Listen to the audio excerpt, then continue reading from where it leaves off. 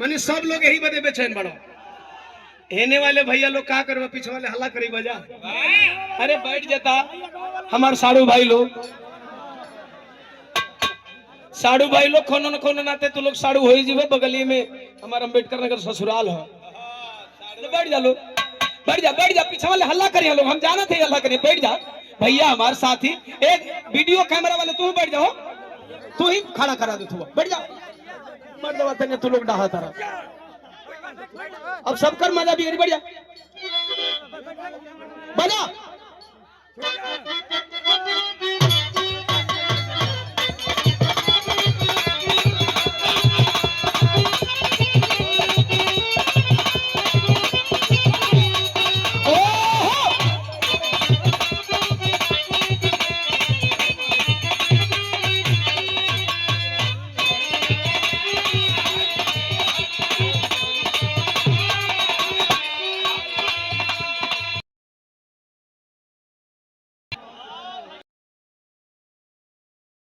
तो गावे लगले गवन हरी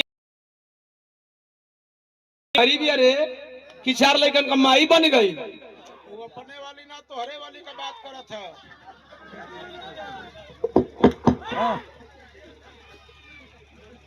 ये हमरे वाली का बात करा था। हाँ भैया, अपने तोहरे वाली का बात करा था, अपने वाली। ये हमरे वाली का, हमार कौन वाली? इन बमवा वाली, घरवा वाली तक लिखा का मतारिये बा।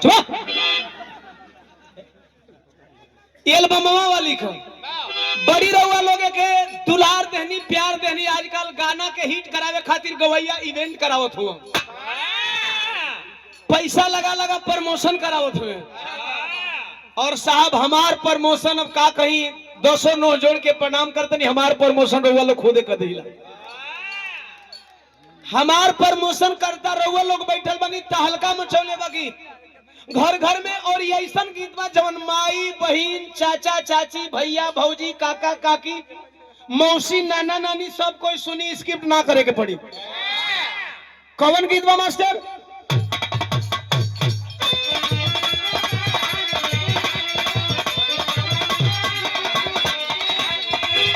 रिलीज होने से पहले में स्टूडियो वाला वायरल हो गई। शिल्पी राज हमसे कहतारी ये न हो ए बलम जी हो,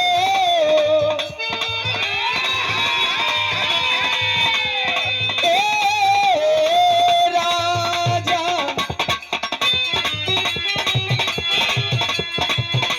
शिल्पी हमसे कहा करी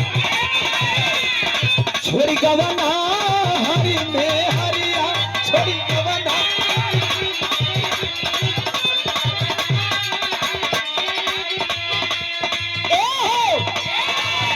अरे छोड़ी गवना हरी में हरिया,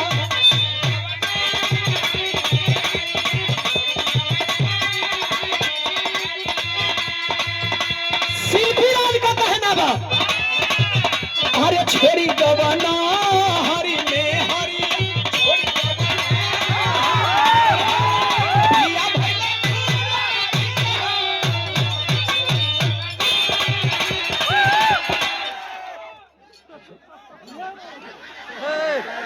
ए दीवाना भैया का हो कि कैसा हल्ला बा?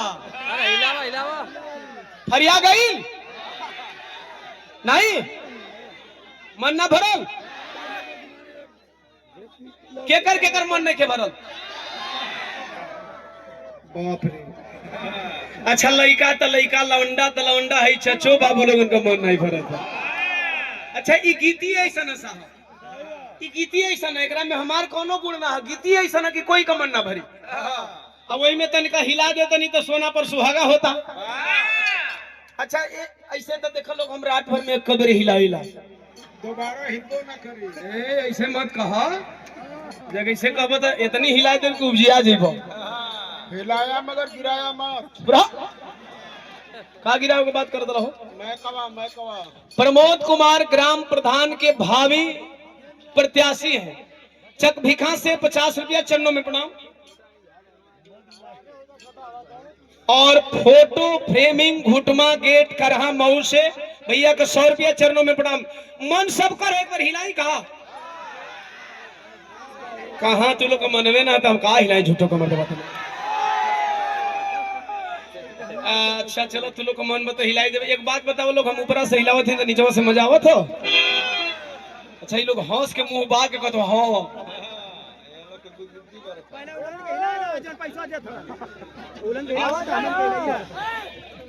सम्मानीय जनाब हनीस खान साहब इस भाव पर 1100 रुपया देकर के सम्मान किए जनाब को। अस्सलाम वालेकुम।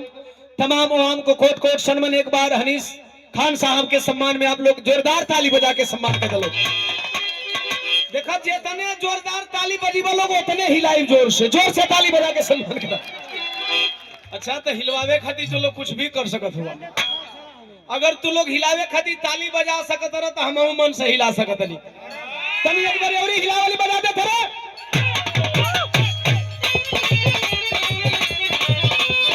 सीधी कहा तारी कोवनी सवतिया अरे मरले बामातिया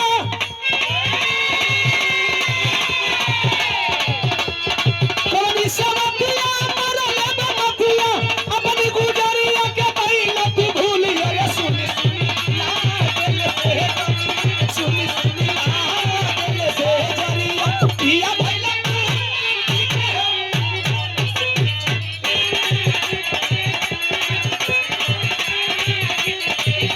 अरे पिया भैला गुजरी के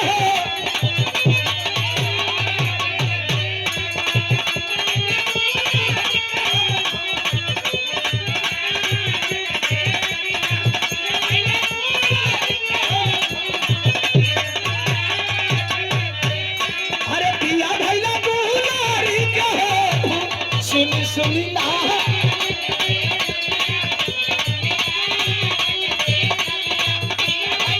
गुजरी के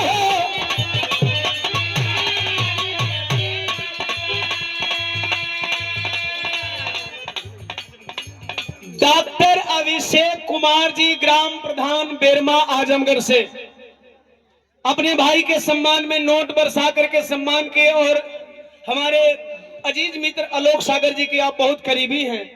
एक बार हम चाहेंगे अभिषेक डॉक्टर साहब के सम्मान में जोरदार ताली बजा दो लोग। चूंकि जो सम्मान करते हैं उनका सम्मान होना चाहिए। हजारों हजार रुपया बरसा करके आपने सम्मान किया बनारसी अंदाज में। सादर जय भीम जय भारत खुदा हाफिज नमो बुधाय जय संविधान। और माला भी दे करके आपने सम्मान किया। ई था शिल्पी कहली हम कहली।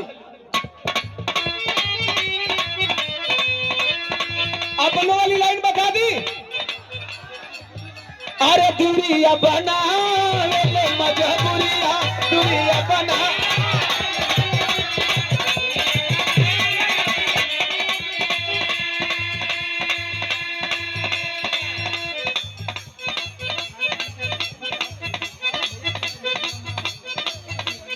आदरणीय श्याम बिहारी जायसवाल जी प्रधान जी कर रहा आपके दामाद साहब 200 रुपया दे करके सम्मान किए। भैया के प्रणाम।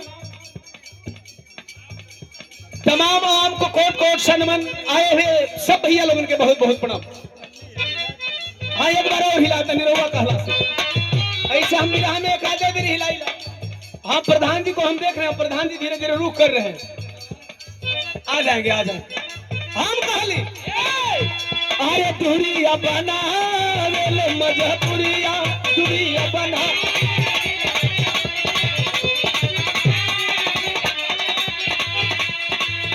अरे दुनिया बना मजबूरिया दुनिया बना मजबूरिया घर में छोड़ा वेला है पेट दुनिया बना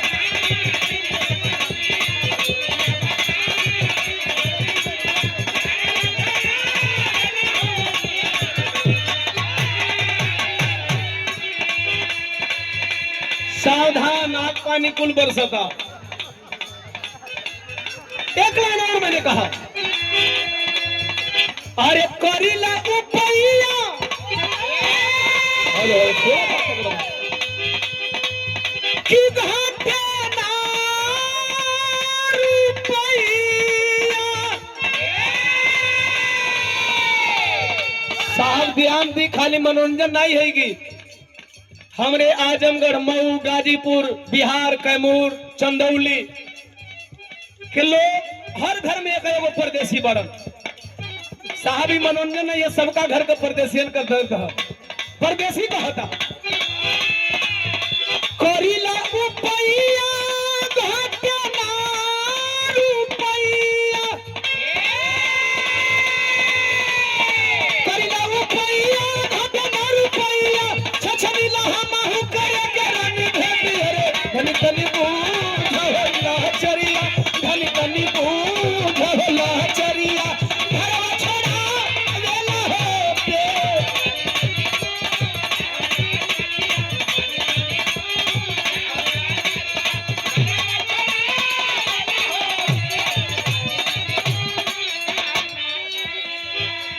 नाम बताइए।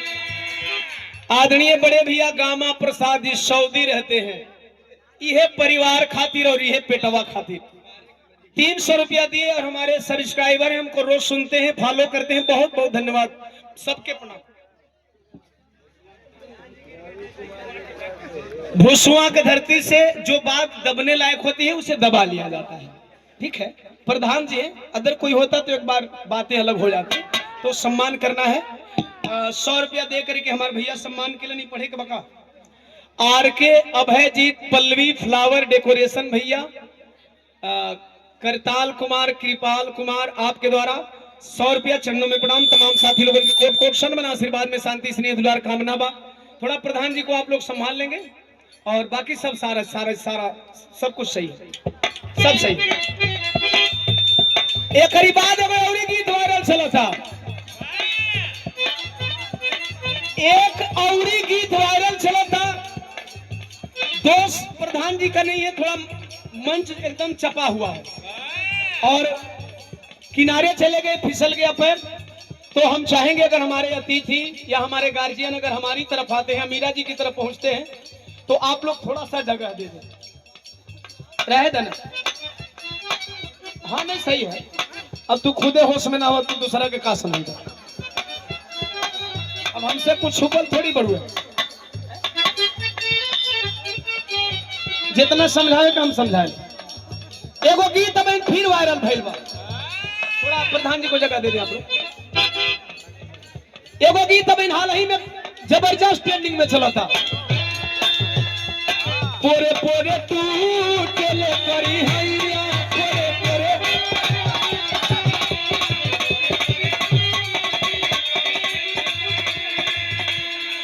मीरा जी आजकल मार भइल बा कि हाई गीतिया पहले हम गौले बानी।